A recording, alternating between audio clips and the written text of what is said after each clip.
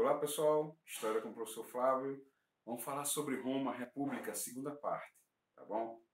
Bom, para que os romanos chegassem nessa condição, eles tiveram que limitar os poderes da monarquia etrusca, né? E esses romanos que eu estou falando eram os patrícios, a elite que possuía direitos políticos, a elite que estaria sempre à frente, né? Então, o que é que vai acontecer? A princípio, Roma, que ficava na região do Lácio, uma região pequena, governada por reis monarquistas, começou a promover uma expansão territorial. Essa expansão teria chegado do norte ao sul da Península Itálica. Mas os romanos, eles precisavam expandir mais o seu domínio. Para isso aí, tiveram que fazer alianças com os plebeus. Os plebeus, eles eram a maioria do exército romano, né? E eles não tinham direitos na época. Então houve luta, houve busca de melhorias por parte dessa classe. Eles então conseguiram, os plebeus passaram a ter alguns direitos. Obviamente, os patrícios ainda permaneceriam com privilégios, mas pelo menos um passo teria sido dado. Foi criada a lei das 12 tábuas, né? Então, tudo que era antes baseado no conceito consuetudinário, né? em uma tradição consuetudinária. O que é isso, professor Flávio? Uma tradição baseada na oralidade, baseada nos pensamentos, baseada nos costumes. E a partir daquele momento que escreveram, né? E ficou bem claro isso aí. As leis passaram a ser escritas, então ficaria mais difícil de tentar burlar as leis. Bom, os plebeus então, tendo novos direitos, né, lei das 12 tábuas, passaram a ter a lei licínia, eles poderiam ocupar cargos de magistratura, como tribuno da plebe. E esse cargo, por exemplo, ele poderia vetar, ele poderia proibir qualquer tipo de lei que viesse a prejudicar os plebeus. É isso. O que acontece então? Roma, de forma gradativa, vai aumentando seu território. Já acertou com os plebeus, então o exército estaria, de certa forma, mais unido. Com o passar do tempo, os plebeus tiveram interesse em dominar uma região chamada Cartago. Cartago era uma antiga colônia fenícia, ficava localizada no norte da África. Os romanos pensaram, poxa, se conseguíssemos derrotar Cartago, tomaríamos conta de todo o mar Mediterrâneo. E foi aí que começou. As guerras contra Cartago durou muito tempo. Os romanos precisariam dominar Cartago, porque Cartago teria várias colônias em todo o mar Mediterrâneo, né? Então, o que é que acontece? Essas guerras contra Cartago são chamadas guerras púnicas. E os romanos vencem, né? Essa vitória faz com que essa civilização tenha todo o domínio sobre o mar Mediterrâneo. O que eles queriam, né, pessoal? Dominar todo o mar Mediterrâneo. Tanto é que essa dominação ficou conhecida como Mare Nostrum, que significa nosso mar. Os romanos, então, puderam ter o controle do comércio, puderam ter controle de várias localidades. Agora que o mar Mediterrâneo era deles, né? O Mare Nostrum. Bom, de forma gradativa, o período republicano foi sendo caracterizado por um acúmulo de riquezas considerável. Foi sendo caracterizado pelo aumento do número de escravos, né? Os romanos ficavam cada vez mais poderosos. Então, as localidades que eles iam dominando, eles colocavam um sistema de controle, pegavam os prisioneiros de guerra, aquelas pessoas que não aceitariam, né, ficar sob domínio, e ficavam de forma... como é que eu posso colocar para vocês? Ficavam de forma obrigatória, não tinha essa questão.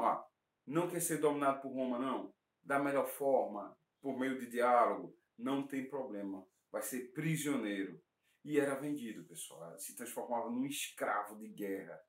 E assim, o Império Romano começou a atingir uma extensão territorial considerável. Bom, com o passar do tempo, muitas pessoas começaram a ir para Roma, né? E a dominação também.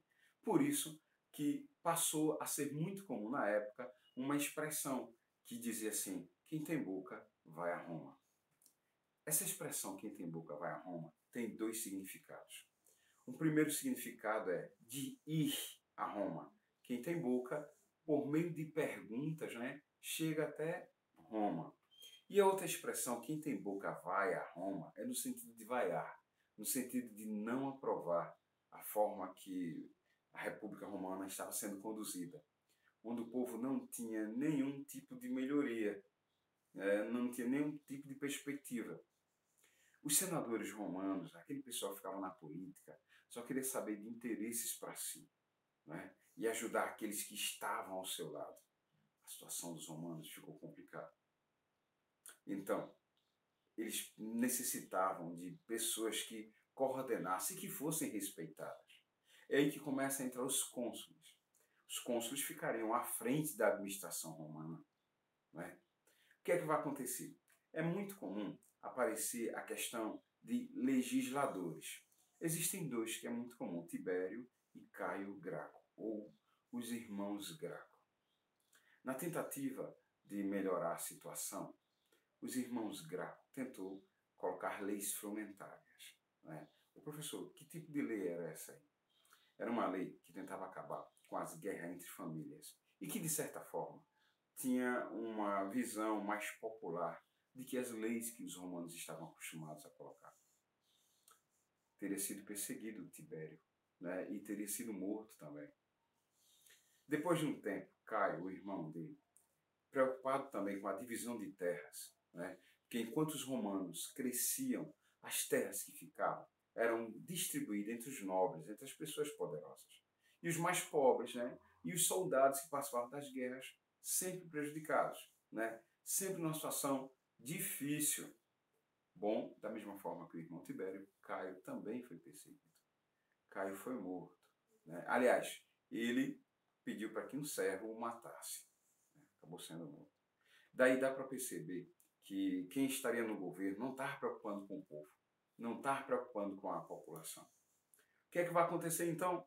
Começam a surgir generais que se destacavam ali tentando amenizar a situação. Um desses generais era o general Mário.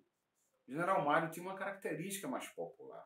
Né? Ele se preocupava com a questão de divisão de terra, se preocupava com a questão, de certa forma, de um bem-estar para que o soldado plebeu, o soldado romano, continuasse lutando pelos objetivos, lutando pelos seus direitos.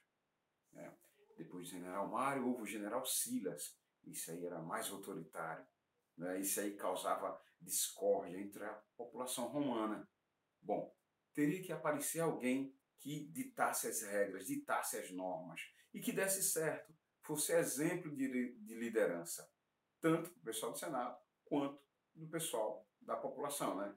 Tanto para a sociedade. Essa pessoa seria Júlio César. É formado o primeiro triunvirato. O que seria o triunvirato? O governo de 3 pessoas. Entenderam? Dessas 3 pessoas, Júlio César é que se destaca. Ele é que fica à frente. Né? Então, ele começa a dar tão certo a sua forma de governar, a sua forma de liderar. Né? Júlio César faz com que veio do campo, faz com que, ao chegar à posição de general, seja motivo de orgulho, né? Onde os soldados vão enaltecê-lo, vão respeitá-lo. E eles fazem muitas conquistas, para vocês terem uma ideia. A Roma chega com Júlio César a dominar até o Egito. Mas o que teria acontecido com Júlio César? Apesar de estar fazendo apesar de estar fazendo tanto pelo Império Romano, né? Porque ele aumentou o território. Ele foi considerado chefe das Forças Armadas. Ele foi considerado um exemplo a seguir. Ele era enaltecido, mas Júlio César foi morto. Né? Existe uma expressão que diz assim: até tu, Brutus. Foi no momento em que ele estava sendo morto e Brutus era um sobrinho de Júlio César. E essa frase teria dito para o Júlio César: até tu, Brutus, me traiu. Né?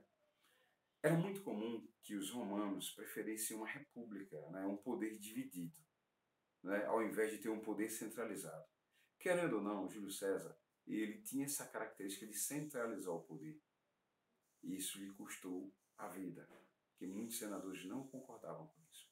Na próxima aula, a gente vai ver o que Júlio César representou e vai começar o governo, o império, aliás, de Otávio Augusto.